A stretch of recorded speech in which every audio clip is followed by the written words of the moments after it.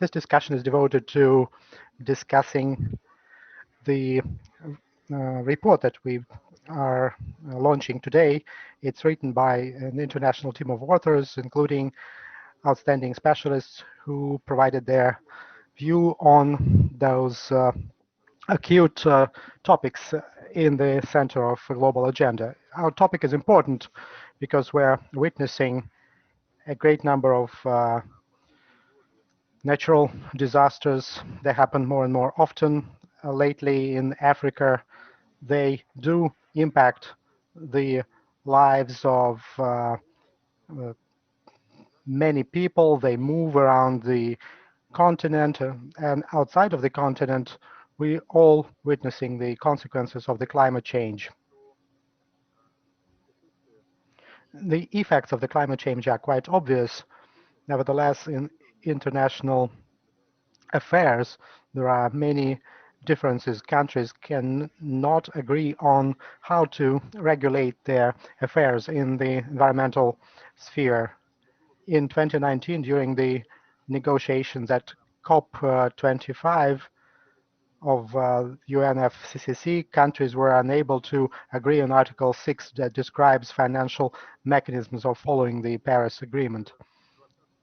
In 2020, because of the pandemic, the 26th conference was moved to 2021. We expect it to take place in November in Glasgow, Scotland, and we will hope that countries will be able to get closer to reaching some agreement during that conference. Today, our speakers will discuss four crucial topics within this greater agenda. Number one, why uh, green transformation is still progressing, even though we have some differences between the parties who will win and who will lose from this uh, trend towards protecting the environment. So what is the role of digital technology in green transformation, and how can Russia benefit from this trend to get some global advantages? Let me briefly introduce our today's participants. We have Klaus Rike, chairman of the F20 platform, honorary chairman of Germanwatch, Sergei Chestnoy, official representative for external relations at Rusal, chairman of the Commission on Economy, Climate Change, and Sustainable Development. And, um, also Angelina Davydova, environmental journalist, Agrafena Kotova from Severstal, and Alexey Shadrin, founder of the Russian Carbon Fund and one of the co-authors of the report. I will ask Alexey to briefly tell us about the foundation of that report and how we can explain this contradiction between obvious need in international environmental regulation and presence of such ambitious programs in countries, but at the same time, there's this lack of basic consensus at the UN level. Thank you, Andrey. I will try not to take too much of your time. Welcome, dear friends and speakers. This is the second event of a series of events that were hosted as part of these efforts. We met for the first time together with our speakers and report authors to analyze the current situation.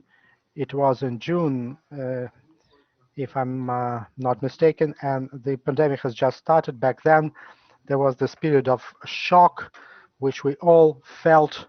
It was hard to understand how will this situation develop. Many expected that by now everything would be fine, and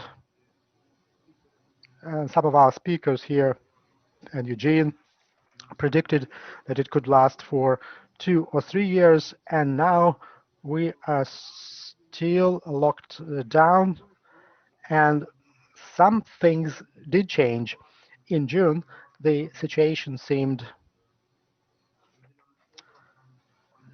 relatively clear, and we discussed it. We made our predictions for the upcoming trends. We stated the changes that took place in green transformation, what will be the future of it. And now, after a while, and more than 6 months later, it would be interesting to talk to our speakers and understand whether their predictions were correct. Has the trends changed, or have the trends changed, or were they confirmed?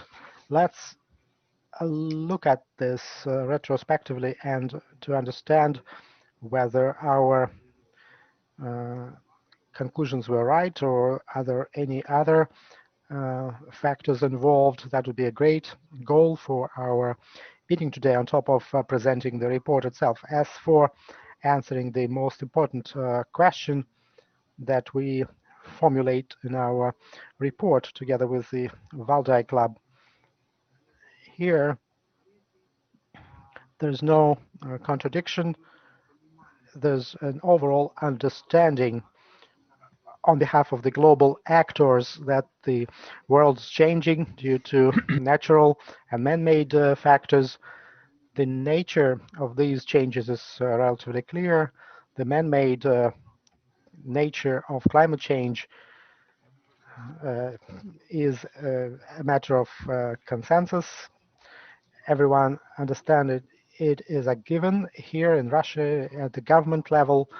A lot is done. Many things are happening. New markets are being established, new green financial tools. Companies are joining this process. The society is supporting it.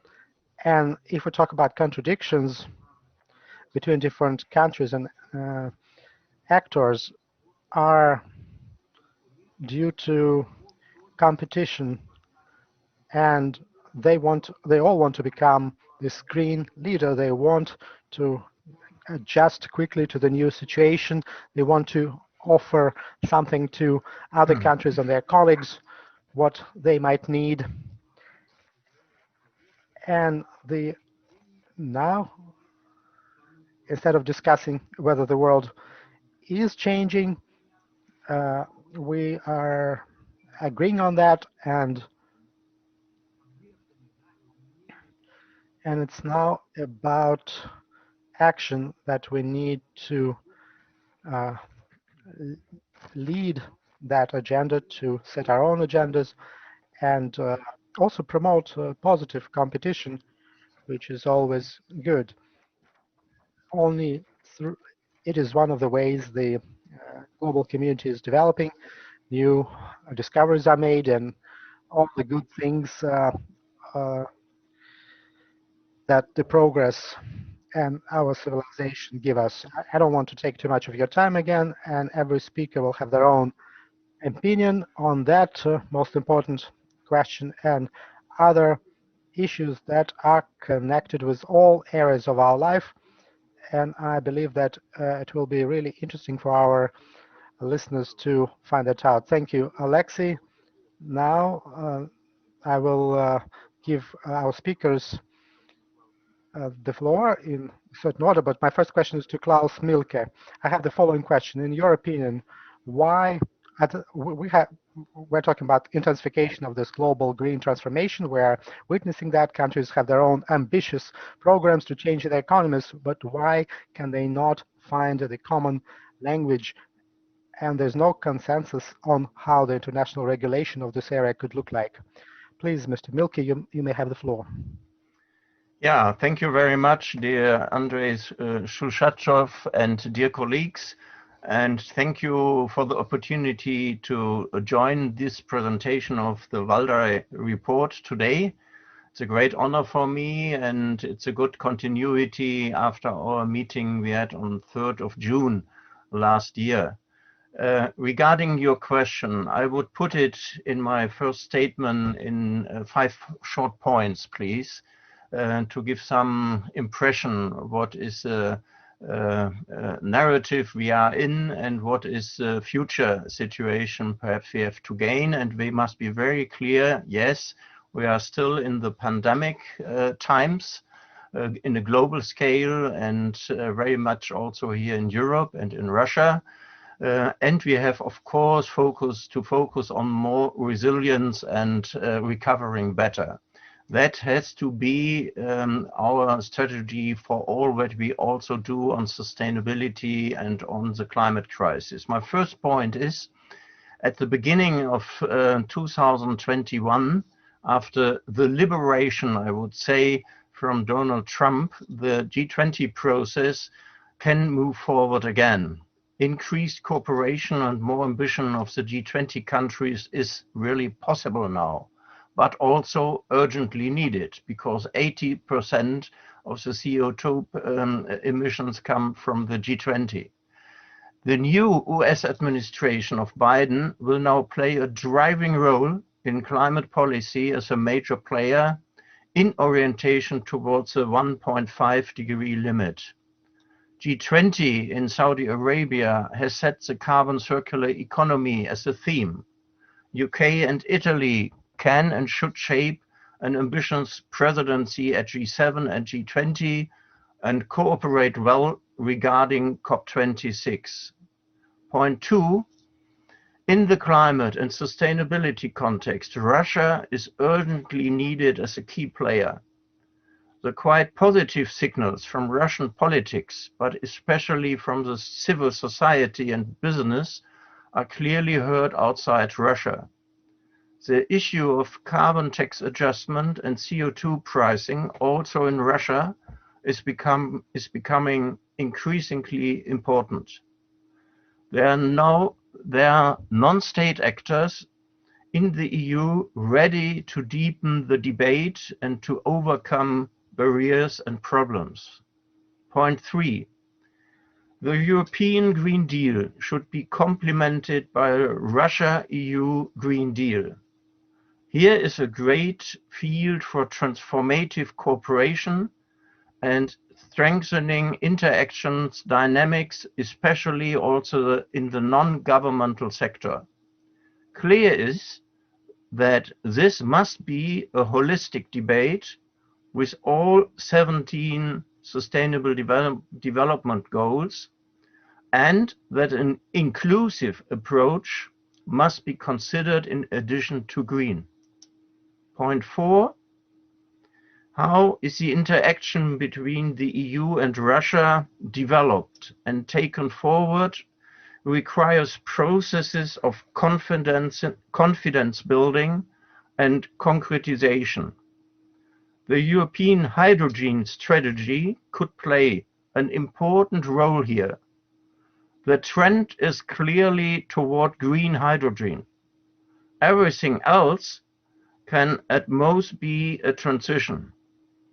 There could be more cooperation here, and pilot projects from gas to hydrogen are needed. Point 5, and here I finalize, in these contexts, foundations can play a helpful and bridging role from civil society with business and think tanks. They, as part of the solution, can also help to further leverage the issue of shifting the trillions, sustainable finance, and impact investing. F20, I'm the chair of F20, will continue to make itself available for this purpose. Thank you very much.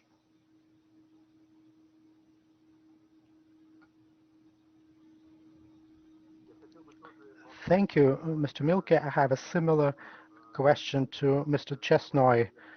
Please tell us, in your opinion, how can we explain these differences between the countries of the FCCC and at the same time deepening green transformation in countries?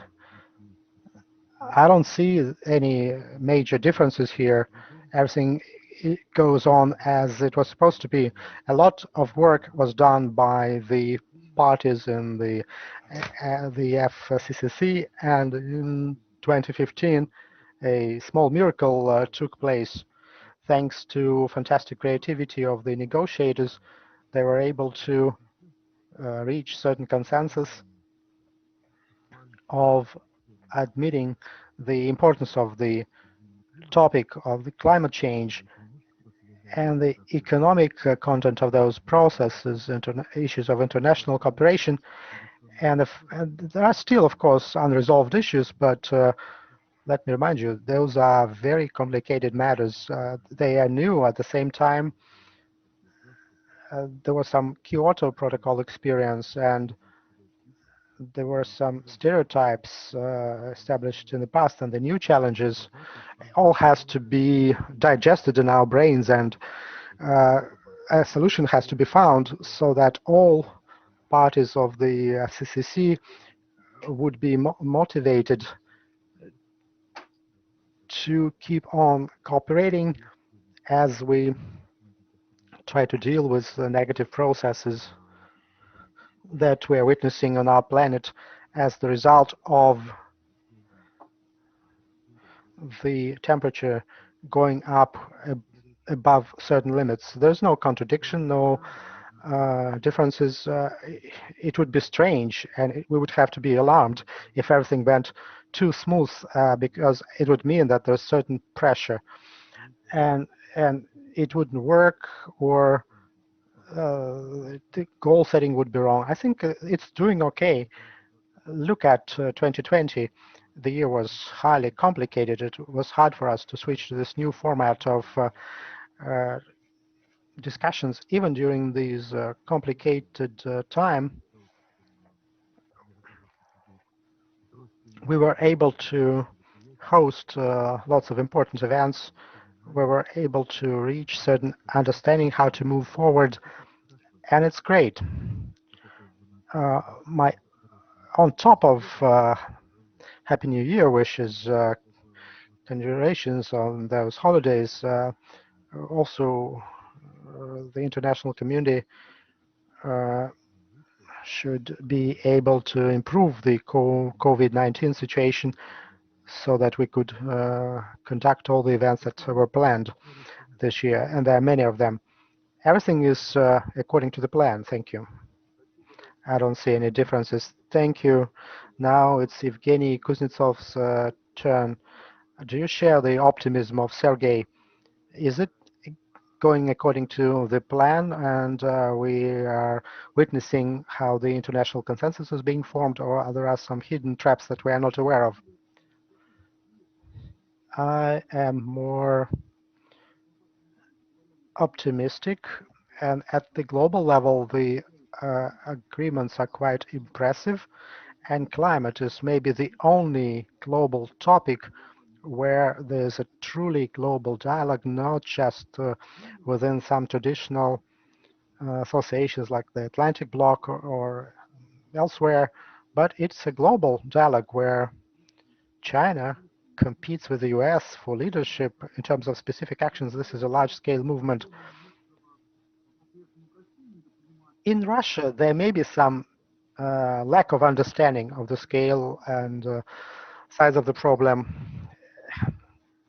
But even in Russia, it's changing for the better. But it's just that some of the Russian communities are not involved, but it's active enough. After the first wave of global arrangements,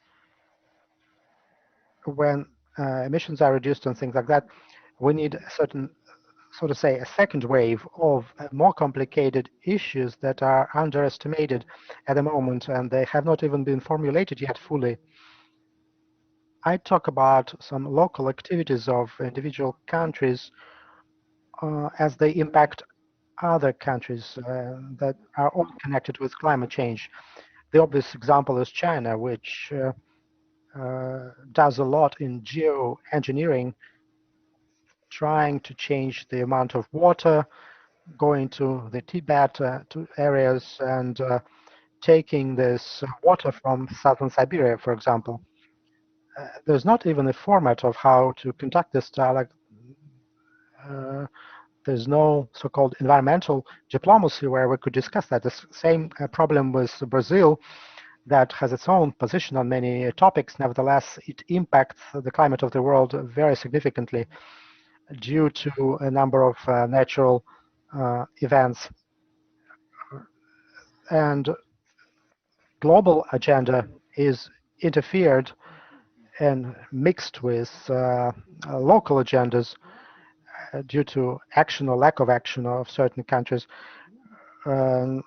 Russia is only beginning to face all these issues related to climate tax, and in the future, climate agenda will be influencing the policy of many countries, whether they take action or not, and that's where a new set of tools will be formed, a new sort of policies, and that's an important factor that we are not ready for. As for technological component of that, here's the obvious victory of trends for the energy transition, so to speak. Last year was decisive in that sense. The EU and China approved large-scale energy transition programs. And most importantly, they are directly blocking the existing investment programs in traditional energy. I mean, firing, coal firing stations are no longer profitable compared with solar, and the same can be said about natural gas. This global energy transition has started. It's only a beginning of super intensive 5, maximum 10 years period of transforming the entire energy sector, transport, many industrial systems. We are not assessing it adequately in Russia. Russia's assessment of growth of electric vehicles or solar and wind energy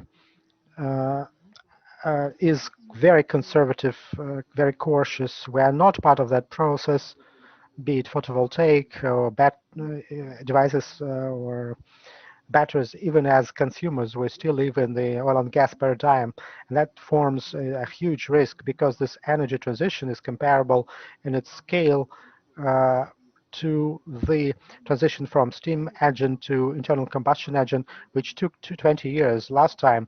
And this time, this transition will take no more than 5 to 7 years. And we don't really understand the scale of this here in Russia. It's going to hurt us in terms of our export opportunities. In terms of our industrial opportunities. But in the world, this is what investors are noticing. Lots of investments in that area. Companies are developing really fast. They immediately go from the local to the global level. And it's not by coincidence that the EU has declared green energy one of the ways of recovering from COVID. The growth effect of clean energy is so powerful that it will help us to restore our economies after COVID-19.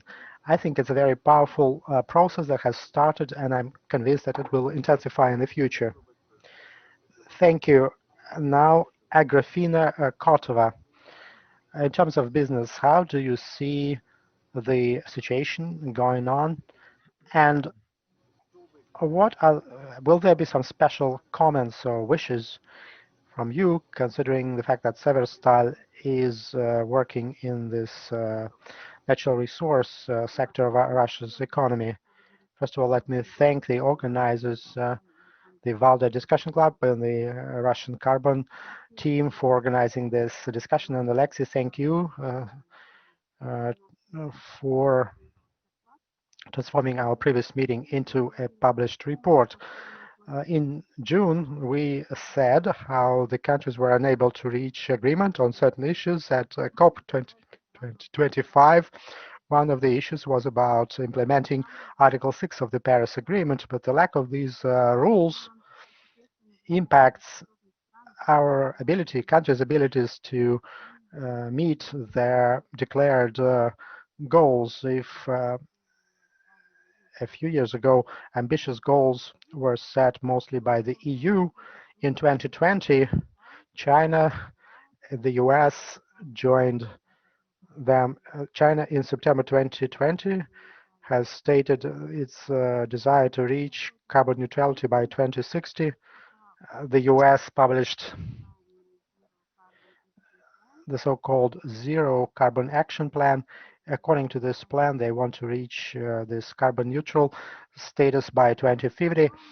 And to reach those goals, they set rather detailed plans, mentioning not just priority areas or pilot sectors of their economies, but also they clearly describe the how the jobs will be created for companies that will be reduced in terms of their activities or stopped completely. Another important point of that Zero Carbon Action Plan published in the US is the trans-border legislation. They perhaps we will have another country that will introduce a border carbon tax.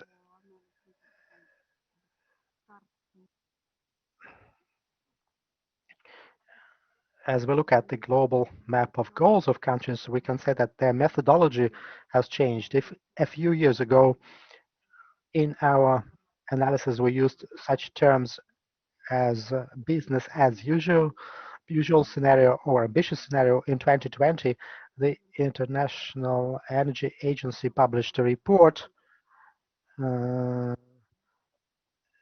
I see references to that report in every second presentation, and that report no longer has those old scenarios. They mostly use uh, steps and SDS scenarios, stated policies scenarios, which describes the current trajectory considering already established approved policies, and SGS is Sustainable Development Scenario, the one that reflects the trajectory that meets the goals of the Paris Agreement.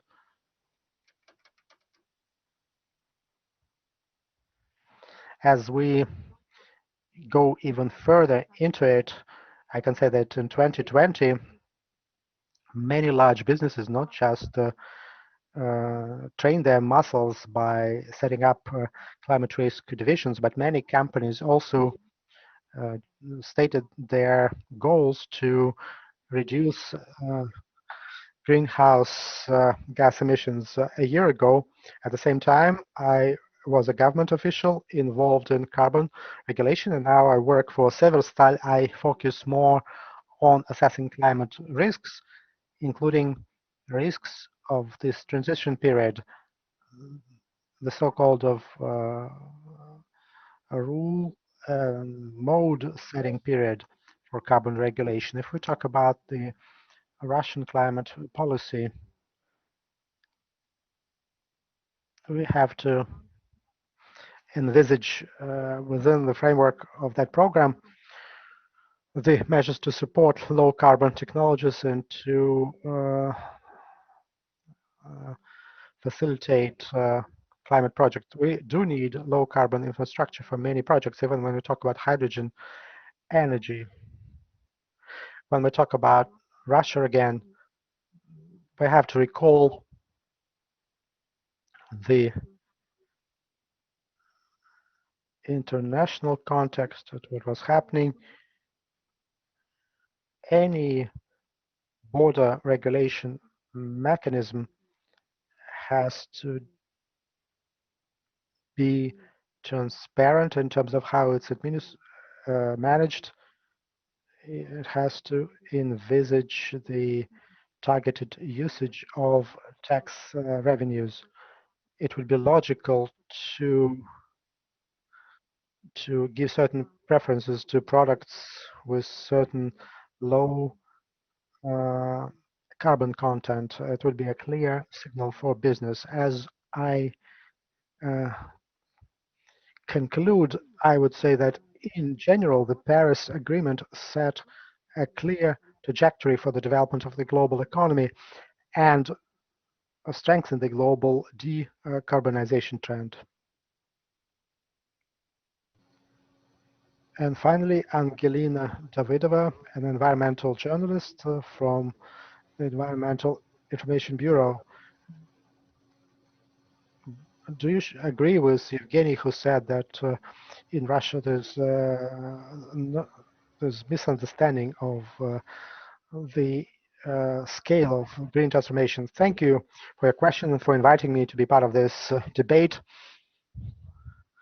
First of all, it's always interesting to be part of the event which unites or which invites all these international and Russian experts, and we need to understand what kind of changes took place in these last 6 months. If we talk about changes in the Russian context, some changes have happened. I have been dealing with these issues for 10 or 11 years. Now I can confirm that this topic is getting more and more important, largely because of the EU Green Deal uh, agenda and the transborder regulation. Starting from June, every week there's at least one conference on that issue that took place. We never had such popularity for that topic in the past. This topic is really in the spotlight. It is viewed and taken seriously, and the topic is also more important in the public and media context. We can see all these changes. On the other hand, uh,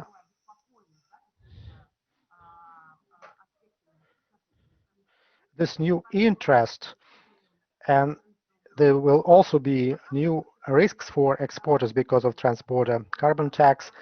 The response is quite moderate. People are concerned because of the risks, but they don't really do that much. And sometimes these actions are not very harmonized. What happened last year? A number of legislative initiatives uh, in the area of emission reductions and adaptation. A national plan has been approved. By the end of the year, we got the first Russian goal as part of the Paris Agreement, which is entitled on the reduction of greenhouse gas emissions, still envisages its potential growth. And we have updated our energy efficiency goals. And again, we hear totally different numbers. If we meet all our goals by 2030, we'll have a reduction of 50% or 2 times. There are many numbers, and they don't always match. Many experts still say that Russia's goals are not all that ambitious. During the UN summit in December, we heard many of their opinions, and we understand this decarbonization trend, switching to renewable energy. We need to decarbonize. We need to reduce emissions to the maximum level. We need to compensate what's left. And there's this trend on behalf of the governments. It may not be always ambitious, and we see those statements, and we see those statements from business, some subnational actors. These are regions and cities, and some national associations. But in Russia, it seems that, let me say again, we started to talk more about that. We think about it. We are concerned with it more, but the actions are rather chaotic and not always harmonized at the government level. At the regional level, I cannot recall any significant progress this year. There were quite a few pretty good conferences where these issues were discussed, but there were no serious regional environmental plans, neither in adaptation nor in emission reduction.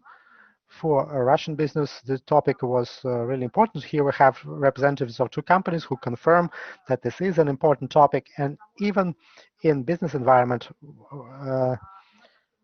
decarbonization is discussed at a totally new level. As we sum up and try to make conclusions, I would say, yes, the topic has become important. Yes, people talk more about it.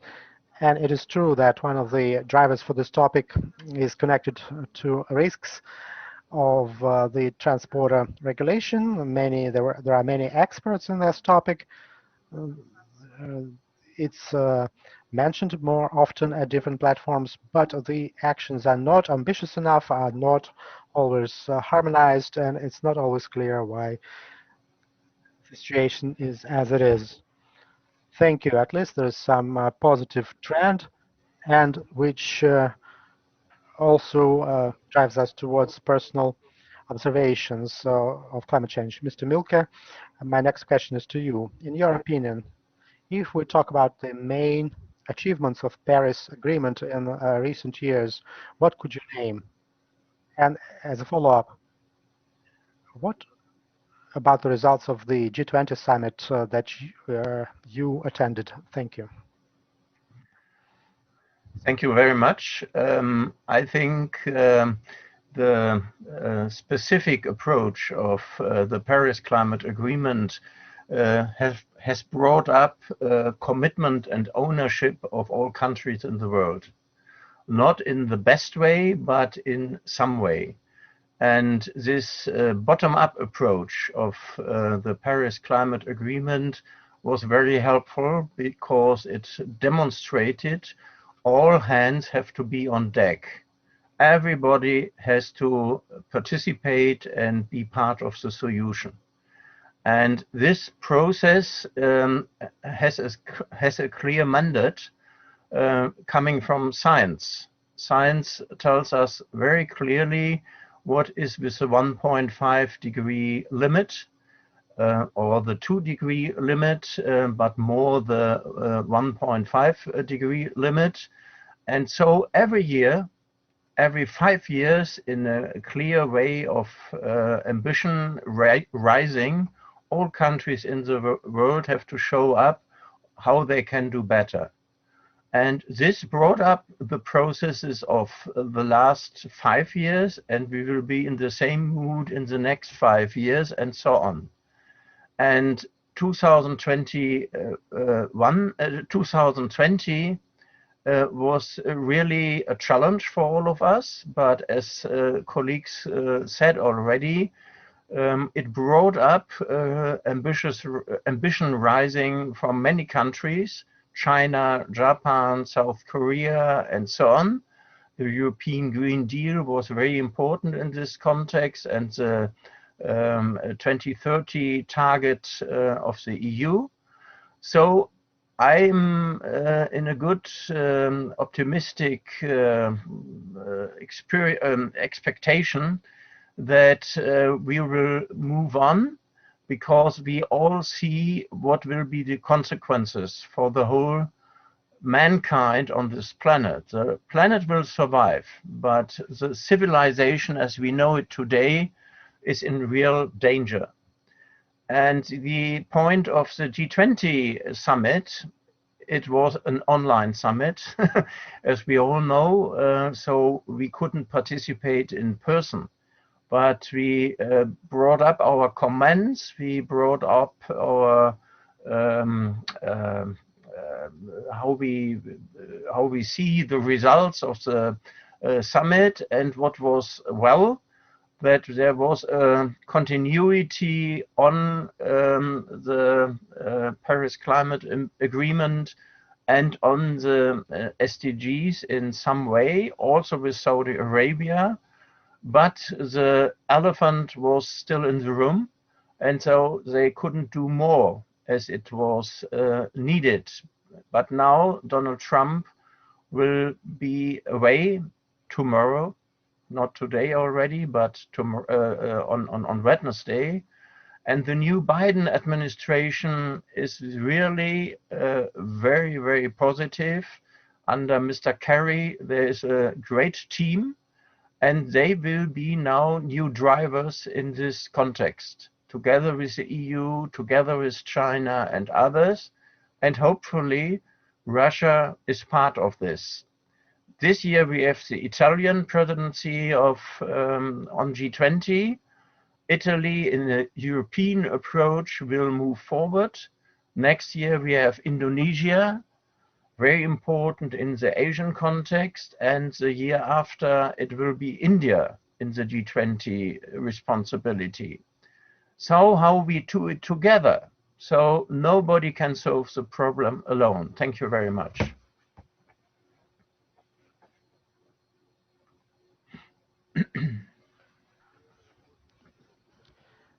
A follow-up question to you, Mr. Milke. In your opinion, in Glasgow, will countries be able to deal with their difference on Article 6 according to your opinion? Well, Article 6 is very important to have a follow-up on the instruments we had already now on the table with the Kyoto Protocol and the CDM, the Clean Development Mechanism, and also the business community needs a good solution for the future. So I think the parties are ready to negotiate, but just this is now a challenge in these online times of the pandemic. We need really negotiations in 14 days in Glasgow, that groupings can go out and find out what a compromise can be found in this specific regard. So let's cross fingers that we have a real conference, perhaps not with 20,000 people around, but with the main negotiators in different areas, that they can find out the right solution in real negotiations. It can be supported by online negotiations coming from other parts of the world, of course. But that is really the learning curve with the last year in difficult contexts. It's not really easy or somehow impossible to get the right solution in such complex negotiations as in Article 6 context. Thank you.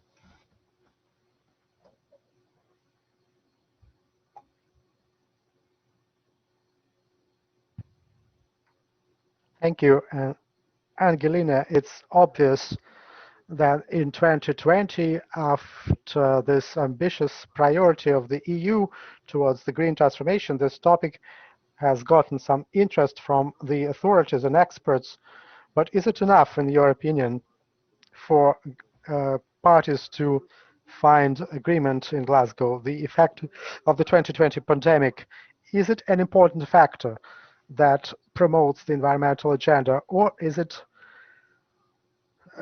has it forced the country to think about their interests first? It's hard for me to predict what we can expect in Glasgow. Here I join my colleagues. I can only say that I'm a cautious optimist in that sense.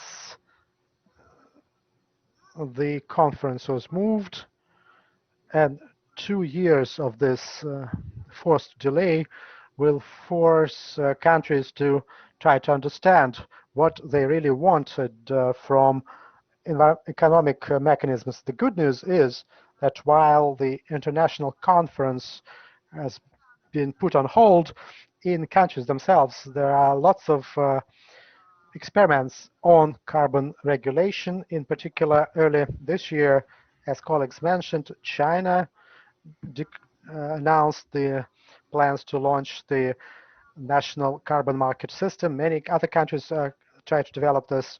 The more experience different countries have in managing such systems, the more clear we will be as we reach negotiations.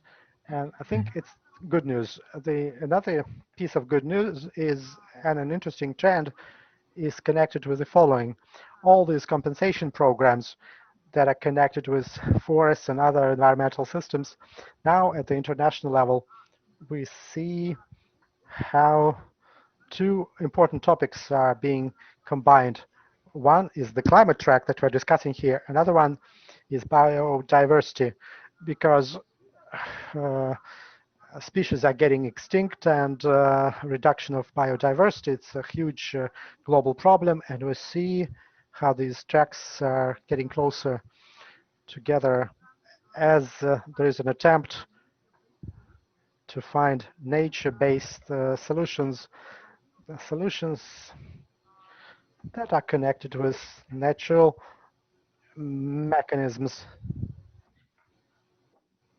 How we can use such compensatory programs, how they can be used to try to deal with those issues, how we can think about not just low carbon or green development, but also the development that would help us deal with the problem of biodiversity.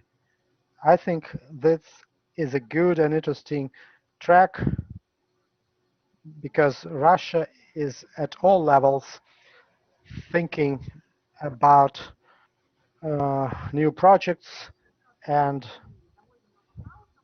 it's rather chaotic in the world now in terms of those programs. If we put together all ambitions of companies to reach zero emissions for certain years, we don't even have so many ecosystems as the companies are trying to restore. We need some kind of system for the common vision of that topic. It's of course very important. And this is another important process that we're witnessing due to those events.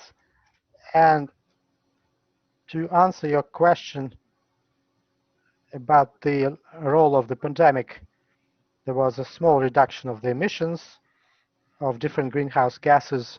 Yesterday, the IEA presented new statistics on methane last year, not because of some new policies of companies, but due to reduction of consumption.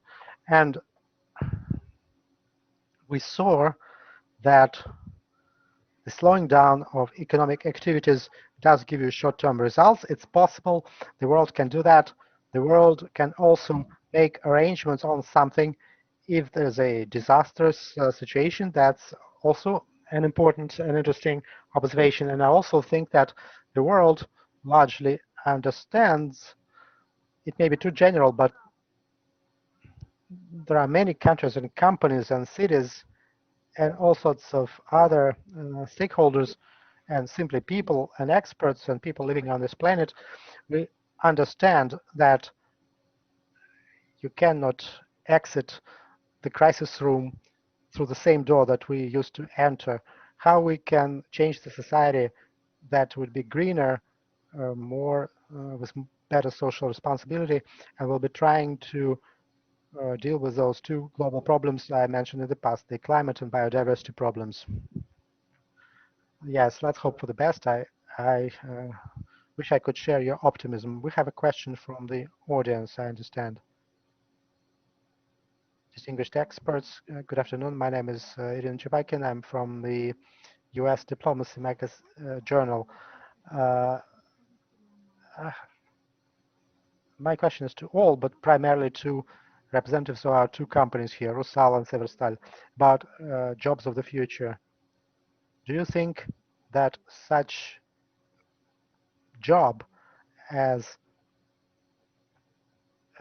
environmental expert, or sometimes they call it technological or process expert, will it be more promising than it is today? Is there greater demand for such jobs and professions? And are there new vacancies for such environmental managers? I can make a few comments. Thank you for your question. You sort of mixed environment and climate together in your question. There have always been a need. There has always been a need for environmental experts, as with accounting, for example, because historically we had that Soviet legacy of nature preservation type. As for climate security experts, then the first peak of interest to such vacancies took place about 10 years ago, when there were lots of projects, joint projects, then consultants and verifiers and auditors appeared, and we are witnessing the second wave. I have to say that on top of vacancies themselves,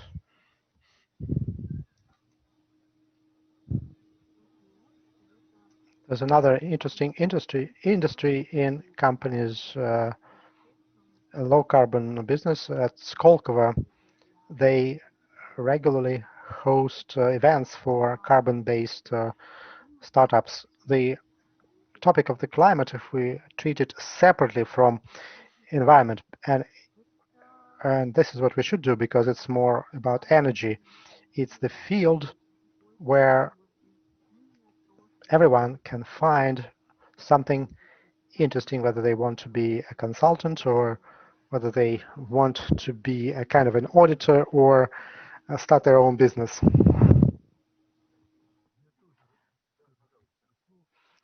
I can also say a few words here. It's a rhetorical question, to be honest. Of course, the demand will be growing. It's already quite high. But in our case, Rusal is a metallurgical company, and there's a mother company, and our holding declared the goal of reducing greenhouse gases emissions by 35%. And how could we, or would we be able to meet those ambitions without people who would be experts in that? And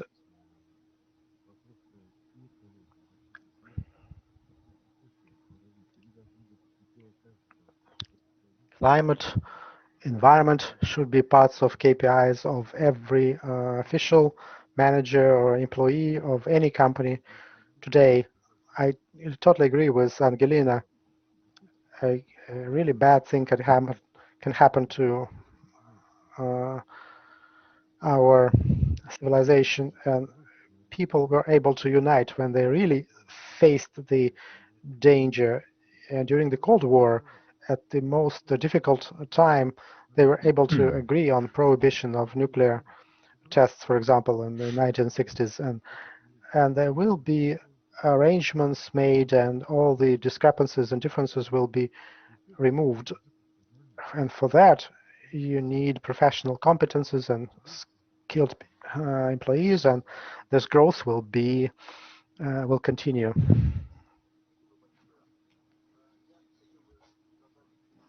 My next question is to Mr. Milke. Again, it's about green transformation in the EU. What is it based on, this new approach towards green transformation? Why has the EU chosen it as the key strategic priority of the EU? It makes this block of issues a priority in terms of how standards are formulated. But at the same time, it's clear that the strategic goal has certain limitations that can show themselves. There are differences within the EU about the ultimate goals. It may be too costly. It may slow down the economic growth of some countries. What is your opinion on that? Yeah, thank you very much for this very important question. Of course, we are somehow proud that the Europeans started such approach, the European Union, with 27 states together in a joint manner. And it was a real decision of all to bring up this program somehow to the moon. That describes that is really a future program where everybody is needed to play her or his role in this context, from the business side, from the financial side, and from the different areas of economy. So we have not only an energy transition in front of us, but we have also mobility transition and agriculture and food transition in between of the EU, but not only alone, but together with partners in the world. So the goals, the targets of the EU will never be reached if we will not do it in a transformative cooperation with others in the world, with poor countries, with middle-sized countries, but also with the big players and with our neighbors. So that absolutely is the direction we have to follow. So a European Green Deal, and I said it already in my statement, it should be not only green, it should be also inclusive. Leave no one behind. This very important framing of the SDGs is important in this context. Also for those countries who feel smaller or in a not so bad, so positive condition, to do the same as, for instance, Germany and the big ones. What is solidarity in this context? What is the support for those countries who have more to do than others? But to find out how to do it, that is now the highest priority in the European context. The European Green Deal is now combined with the European Recovery Program, and how the finance means are used in the context of to combat the pandemic and the consequences. So to do it right, to do it in a deep communication in between of the EU, there is now a big program starting from Vice President Timmermans and his team, how to show up what should be done, what could be done in a joint manner together, and who are the winners, but also to show up who are potentially are the losers, and what should be done for those who could perhaps lose for a short while or for a longer distance. So this is an absolutely new approach, and it tries to be an implementing program in between of the 27 countries of the EU to implement the SDGs and the Paris Climate Agreement, but as I said, to also to do it in a cooperation with many others in the world. And that is perhaps the direction towards Russia. And perhaps we should think together what could be somehow a complemented approach to a European Green Deal with a Russia-EU Green Deal in the next future. And perhaps mostly the non-state actors are flexible enough and should do it as soon as possible in the next future to find out what are the bridges, what are good projects in this direction and so. And we have some debate already with Sergei and Alexey how we can do it also with good partners in Russia, but in a joint manner. Thank you very much.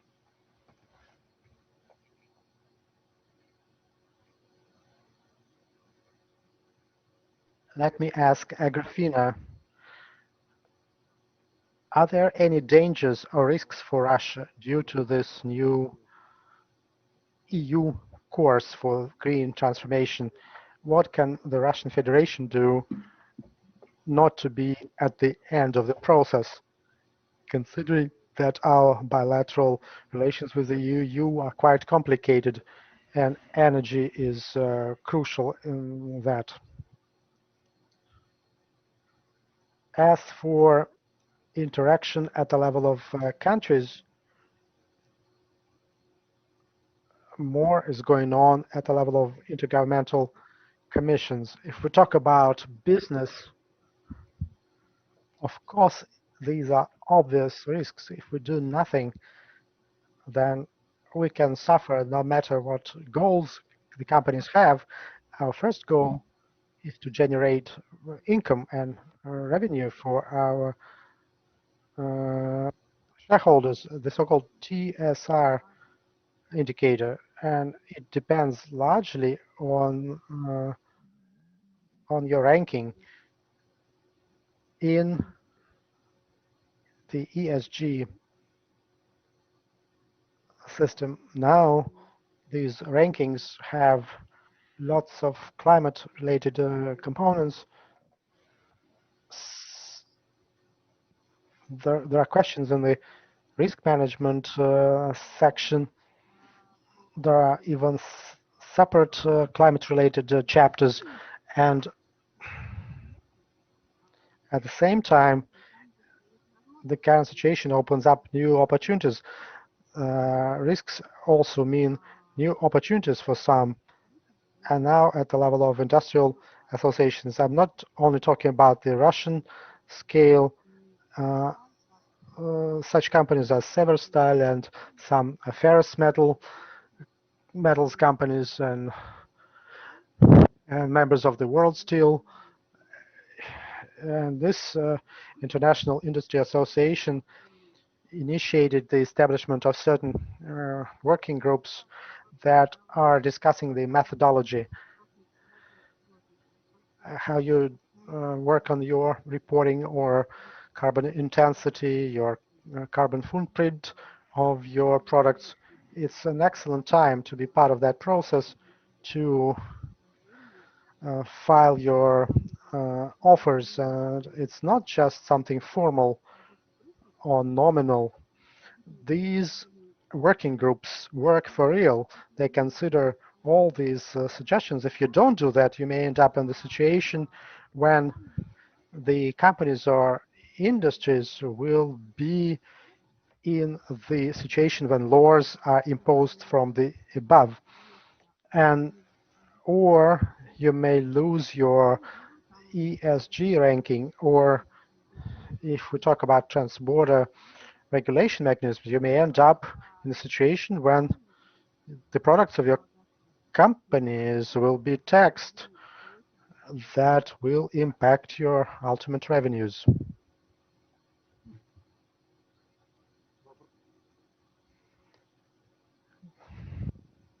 Green transformation is also connected with digitalization. If I read the EU strategy correctly, digitalization is also very important. Like Minister Yevgeniy Kuznetsov, digitalization is a new mainstream. Will it become the new incentive for us to show us the prospects of the green transformation for the companies? Digitalization is a cross-industry technological platform that allows us to make any business more efficient and transparent and strategically more robust. And it can be used for any task, especially if it's a difficult task. It's particularly important for the climate agenda because we need lots of observations and measurements. We need to measure lots of parameters in the activities of the companies and those changes that take place. Until recently, more or less estimation-based approaches were used. The climate models were based on a rather limited set of parameters, and now such measurements and observations are more comprehensive. It really helps to measure the quality of your air and amount of emissions. All that can be measured up to a specific building, and then you can tax them very specific in a targeted manner. Here, I would add that it's not just about digitalization. There are a few other technological platforms that are being unpacked in this climate context. Some of these terms don't even exist in Russia, like nature-based technologies. All sorts of sequestration of CO2 or trying to store it or dispose of it, and how to work towards positive CO2 balance. This is a broad class of technology.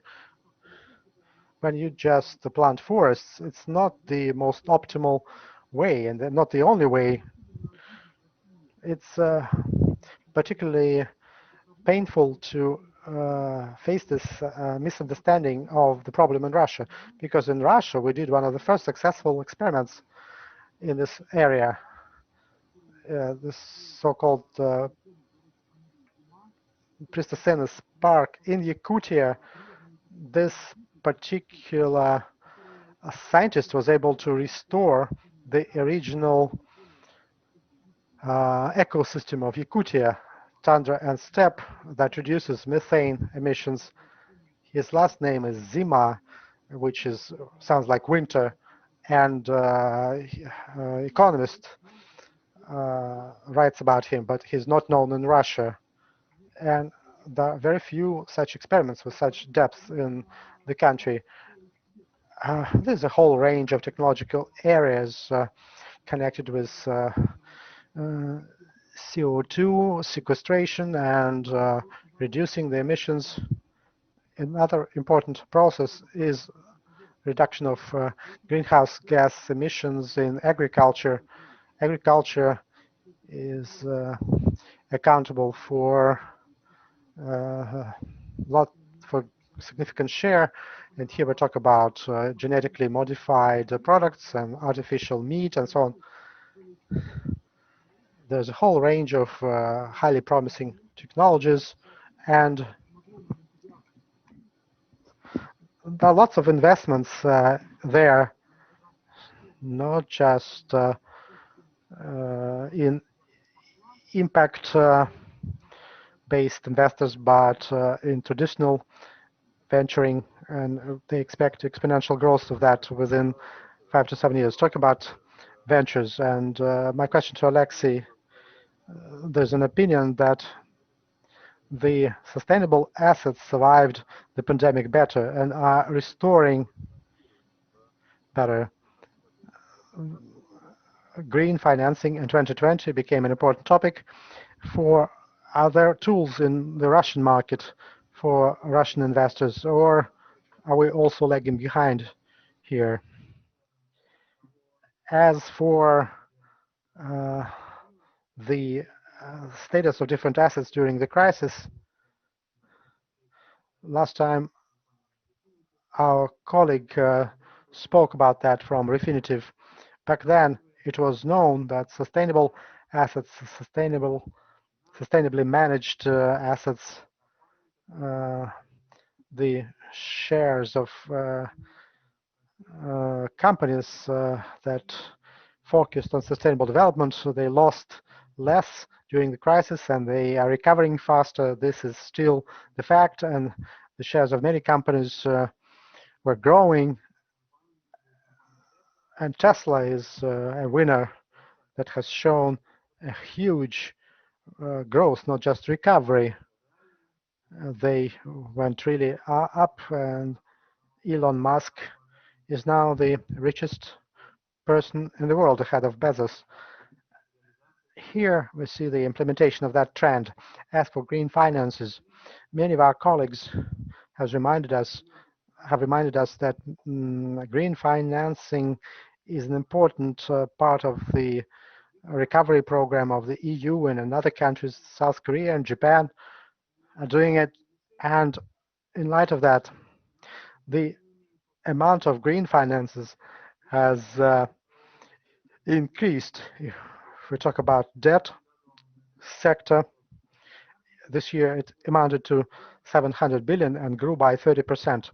If we talk about a more narrow segment of green bonds, it's a bond with your obligation to finance environmental projects with measurable effect. This market grew by 13%. It is one of the most promising fixed rate markets. And we saw lots of innovations in that market. We got the so-called social bonds, financing social projects, sustainable bonds, and sustainability-linked bonds. It's a certain type of sustainable bonds with coupon rate linked to the environmental parameters of the project. Is it really green? And what it determines the rate. It's an interesting innovation that is going on right now. If we talk about Russia, in the last 2 years, we witnessed a revival of this sector, and Bank is one of the leaders. They're creating something similar to the European taxonomy, which determines the industries that are the targets of green financing. We went a different project-based way. As the documents of National Bank show, besides the regulator, besides the efforts of our central bank and the Moscow exchange, set up a certain sector of sustainable investments. We see how many companies, even small ones, small and medium-sized business, they also got the taste of it. And in the situation of sanctions, green bonds and green financing is one of the few tools that allow us to attract foreign financing that Russian companies need for environmental modernization. This is where we actually continue to interact with the EU and other key players. We are trying to catch up with some of the leaders. It's important for us to use the best examples to integrate our own systems and to get advantages as liquidity, green money. At the same time, have to measure environmental effect. You have to do the reporting. You have to meet international standards and not to reinvent the wheel. Let me turn to Sergei Chestnoy. Are there risks for Russian business from this green transformation in the EU? Risks and opportunities. Maybe Russian companies or individual segments of the Russian economy has some untapped potential that will be used during this green transformation. We spoke a lot about risks today.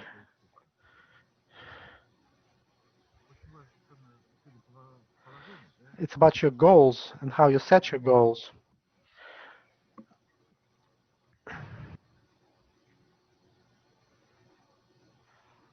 In my mind,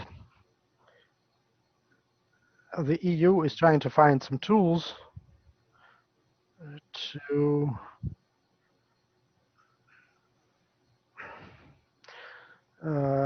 help companies be part of the implementation of Paris Agreement goals and other goals that the EU countries have chosen as part of their climate agenda.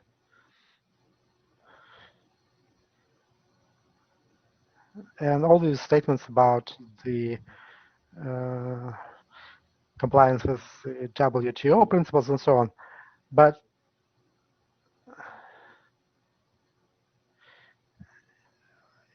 if they look at individual companies and industries, that's one thing. We should avoid discrediting climate-related actions by any stakeholders. We don't want to discredit the desire of people to protect the planet from those huge problems that we face because of this temperature increase. We have to continue cooperating, finding joint solutions. As for opportunities, Russia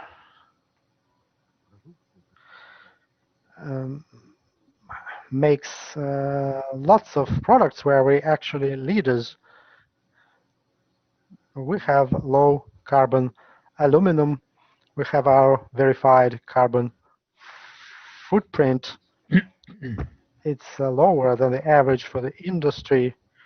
Yesterday, we took some additional obligations. Other international companies, Russian companies, SMEs understand the need to adjust their strategy that would lead to the reduction of the carbon footprint in their products and to stay in the market, to keep winning over new segments, and to also educate the consumer so that the consumers choose low carbon footprint products. It's not only about revenues or not. We are trying to save the climate from overheating, and of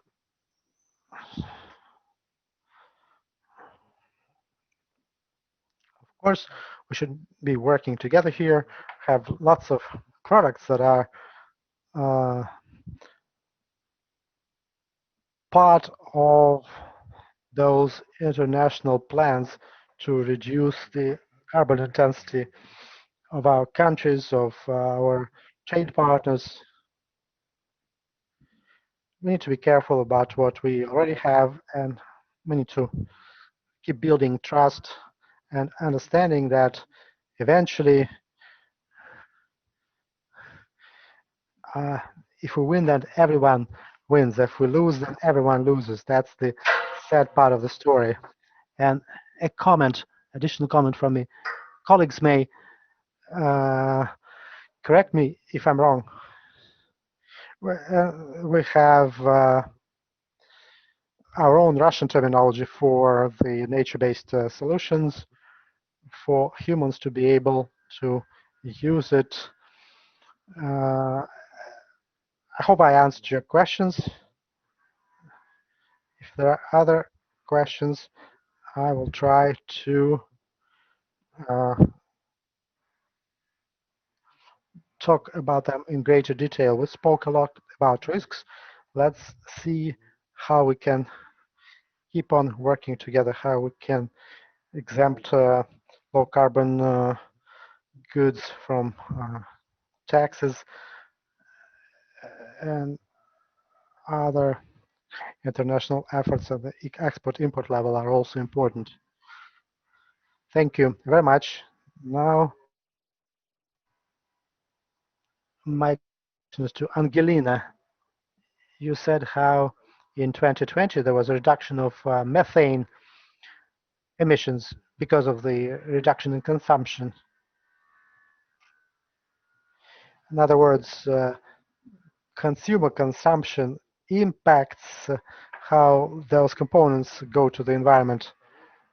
Can you formulate a list of rules of responsible behavior that we could use and as consumers in our everyday life? You mean just as people, just as regular citizens? I can voice some recommendations.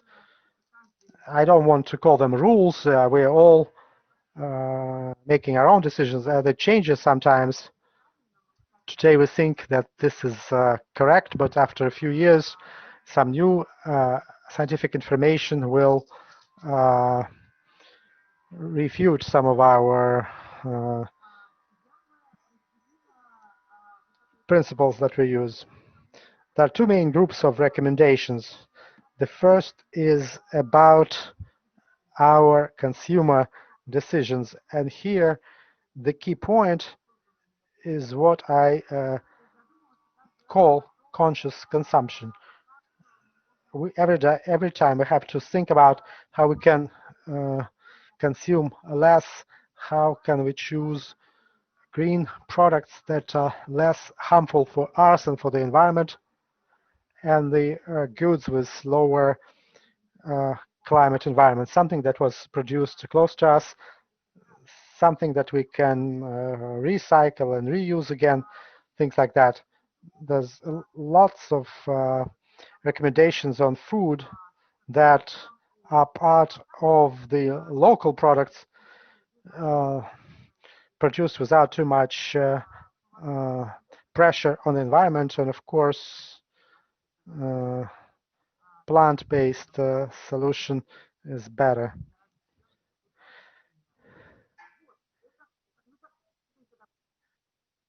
Less packaging, less stuff which is not recyclable, uh,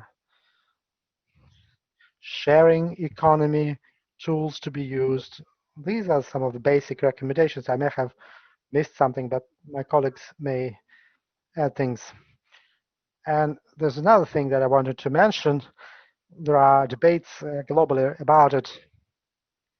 We need to, it would be wrong to only think about consumer aspects. There are some decisions that we make independently, something that we need every day.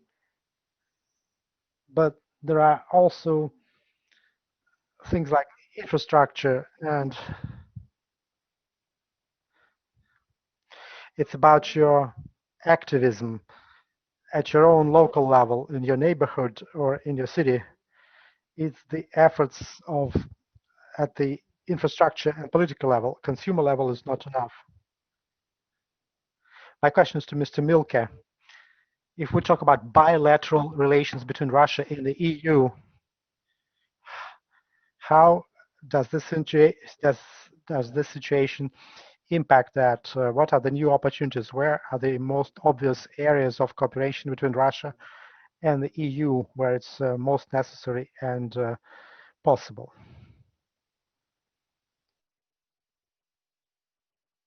Excuse me. I already mentioned the dimension of carbon circular economy. And that was also very interesting during the process of G20 in Saudi Arabia. That was somehow a very big question of Saudi Arabia, how to do it better with depending on oil or having such amount of oil, and how to use it better for the future of Saudi Arabia, but also for the global community.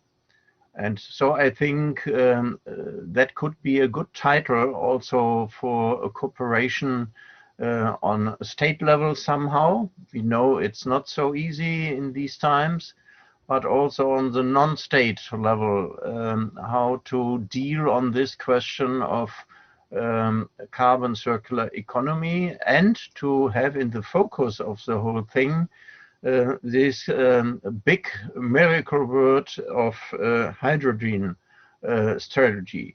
The Europeans have a hydrogen strategy. The different countries in the EU have their different strategies. They try to do it in a joint manner. And I think there is a huge potential to have these discussions together with Russia, because there is capacity, there are the instruments somehow for producing hydrogen. We need electricity in tremendous amounts in the future, and how to get it and how to make it in a renewable way, not on the old traditional way. So I think there are projects. Digitalization is also a focus. We can do much together. So the areas are tremendous, and the levels how to do it right, and to find the platforms to do it in a good way. I know from the German economy ministry there is some attempt to do it in a joint manner, to have a strategy together with Russia. So to find out how business, how think tanks, how NGOs, how we as foundations can contribute in this. So I see opportunities in a difficult political environment, but we should use them in time, because we shouldn't lose time. Thank you.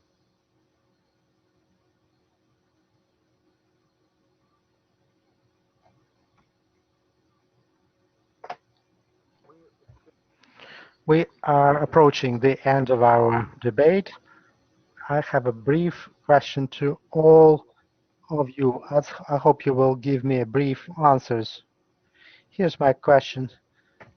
The world is slowly recovering from the consequences of the pandemic. We will still be facing some consequences of pandemic. What do we need to do for those post-pandemic changes to help us also get the results in our area? Let me use this opportunity to thank all the participants in this discussion, and I think the report was quite good, and the level of this discussion and the facts that were presented today are better compared with the first event. I'm also thankful to the organizers of the Valdai Club for their professional efforts to organize this meeting.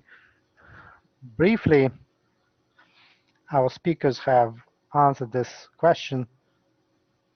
To me, the most important solution would be the Sustainable Development Goal called Partnership in Sustainable Development. If we can find right formats of our interaction, if we can share experience, technologies, and approaches, is created without just using our own standards and solutions, but to rather harmonize it and using bottom-up or top-bottom approaches, whatever, NGOs and business and civil society, politicians together, then we'll be successful. And there's a good example of that, the Paris Agreement itself, which is unprecedented, which has united the world, and it has shown that we can make arrangements efficiently and resist and deal with the civilization problems and challenges. I think everything is in our hands, and today's discussion has shown it. Agrafena.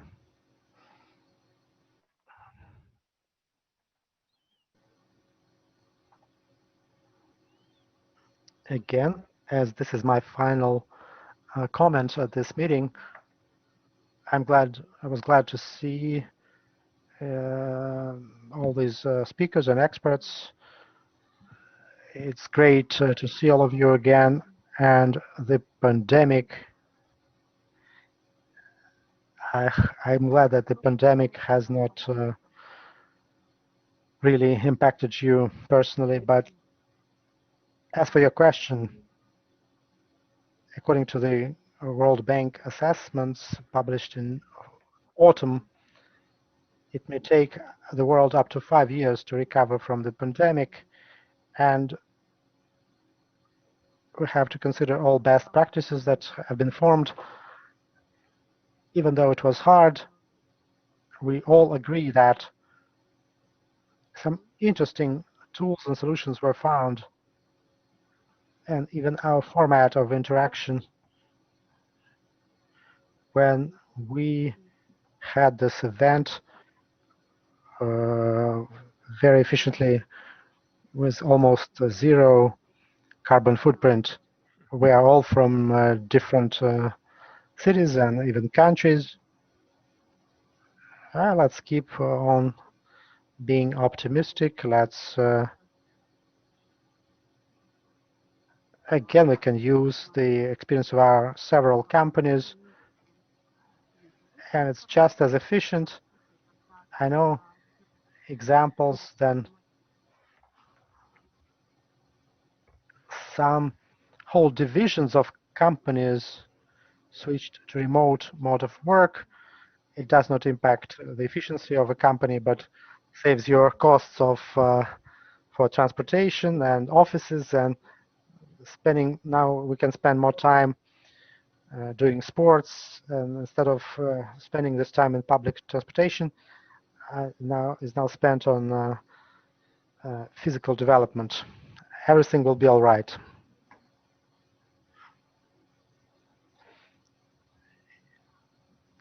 We still want to leave some carbon footprint in 2021 as we travel or otherwise and use the time the way we want it. Yevgeniy, what about you? To me, the most crucial point related to the climate agenda is the fact that for the first time ever, all countries became part of this dialogue, and there was this very clear danger that they were trying to avoid. A new global format of communication and interaction and integration is being formed. Let me emphasize again, it's not just pulling the money together for a certain goal, but even within countries, they make certain changes coordinated with others. We saw this deep integration of domestic and foreign policy on this challenge that is real for everyone. I see that the process has been launched, it's successful, it's constructive, and even if there are any problems, they just help us improve our methods further. And it's important for me, for Russia to be part of that process, not in the reactive manner as now because of all those taxation fears, but in the proactive manner. It's nature-based technologies and others we have things to offer, and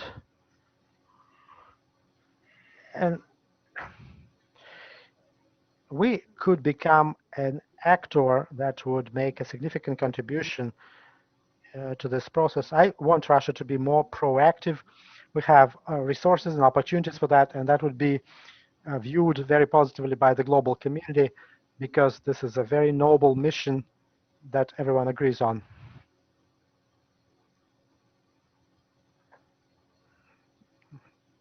Mr. Chestnoy, what do you think?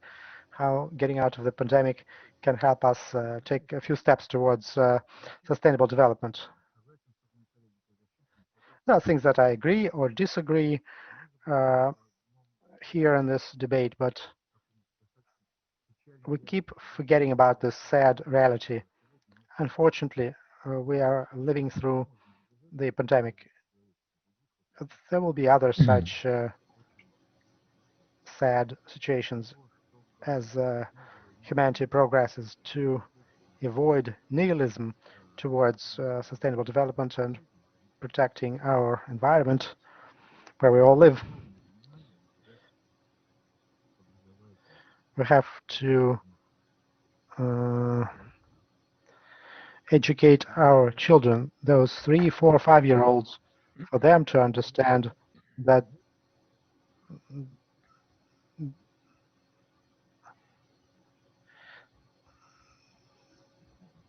you cannot sacrifice our environment for any other goal, whether they call it noble or what. Our environment turned out to be really fragile. And to avoid hypocrisy, when we need to understand that sustainable development is a set of measures. We need to cultivate this respect to all sustainable development goals, from biodiversity to healthcare to jobs and so on. And again, education is the most important condition to overcome the pandemic consequences. Of course, with due respect to climate and so on, and to potential new challenges, so that everything gets clear. Again, we need to avoid nihilism towards sustainable development goals. And Mr. Milke, your turn. How this recovery from the pandemic can help us make our economy more sustainable? Yeah, thank you very much again for this wonderful round and this discussion. It's inspiring for next debates, and so we should keep on this, and that is somehow an answer on your question. I think cooperation and more communication between also in the same time different actors. It's important to find out what is a common and joint approach. And second point I want to raise is the pandemic will end somehow in the next future. Let's cross fingers as soon as possible. But the next pandemic, perhaps it comes around quite soon. Nobody knows. So to be very clear that the climate crisis, and as Angelina has said, the biodiversity crisis, they never will end with the instruments we have just now on the table and the strategies we have. So that will be a much deeper challenge for all of us, for our children, for our grandchildren, and so. So let's speed on to use what we have on the table, the SDGs, the 17 Sustainable Development Goals. There is health in it. There is partnership in it. There is inclusiveness in it, and combat poverty is in it. But it's also combined with the climate protection goal and energy for all. So if we would have used the SDGs right in the last 5 years, perhaps the pandemic wasn't such hard as it was just now. So let's take it as an impulse for the next 9 years up to 2020-30. It's called 2030 Agenda, what the United Nations decided in September 2015. And so let's hurry up. On climate, we know we have to hurry up, but also with all the other goals or targets of the SDGs, it's needed to speed up as far as we can. I'm happy to do it together with most of you in the next future. So let's see what we can do. Thank you very much.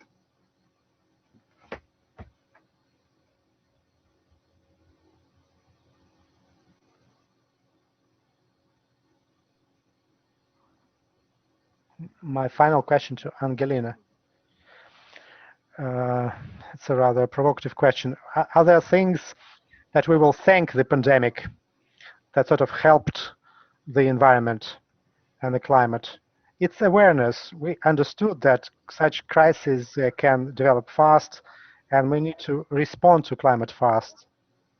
And I think this is the most valuable lesson that we learned. All other environmental consequences, even if they were positive, they were short-term. But this change in our mentality, in our approach, how the world should develop further, what factors really matter: health of people, social and medical services, quality of your environment, green areas in our residential neighborhoods. All these factors turned out to be important, and that's the best consequence of the situation. Thank you very much, distinguished colleagues. We had a great discussion. Metaphorically speaking, from Noah's flood, from the Great Flood, never have climate issues been so important. And